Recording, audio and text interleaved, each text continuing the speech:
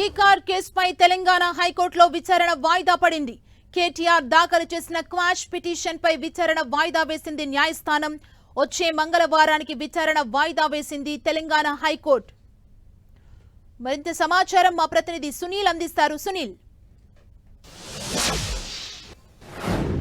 రాష్ట్రంలో తీవ్ర రాజకీయ ప్రకంపనలు సృష్టిస్తున్నటువంటి ఫార్ములా ఈ కార్ రేస్ కేసులో ఇప్పటికే అటు ఏసీబీ అధికారులు కేసు నమోదు చేయడం జరిగింది. ఈ కేసుని సవాల్ చేస్తూ గతంలో కేటీఆర్ హైకోర్టులో పిటిషన్ దాఖలు చేశారు.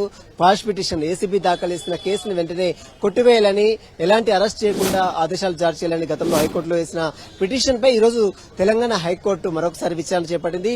ఈ నెల 31వ తేదీ వరకు కేటీఆర్ పై ఎలాంటి చర్యలు తీసుకోవద్దని, అంటే గతంలో 30 తేదీ వరకే ఉంది, కానీ ఈ రోజు ఒక రోజు ఎగస్ట్రా, అంటే ఈ నెల 31వ తేదీ వరకు కేటీఆర్ పై ఎలాంటి చర్యలు తీసుకోవద్దంటూ కూడా హైకోర్టు ఆదేశాలు జారీ చేసింది. మరోవైపు ఏసీబీ అధికారులు కూడా ఈ కేసు సంబంధించిన కౌంటర్ కూడా దాఖలు చేయడం హైకోర్టులో. కౌంటర్ లో అనేక అంశాలు కూడా పొందుపరిచారు. మరోవైపు గతంలో హైకోర్టు ఇచ్చినటువంటి ఏదైతే మధ్యంతర ఎలాంటి చర్యలు తీసుకోవద్దని చెప్పిందో దాన్ని ఎత్తివేయాలంటూ కూడా హైకోర్టుకు అటు ఏసీబీ అధికారులు ఒక కౌంటర్ ని కూడా దాఖలు చేశారు.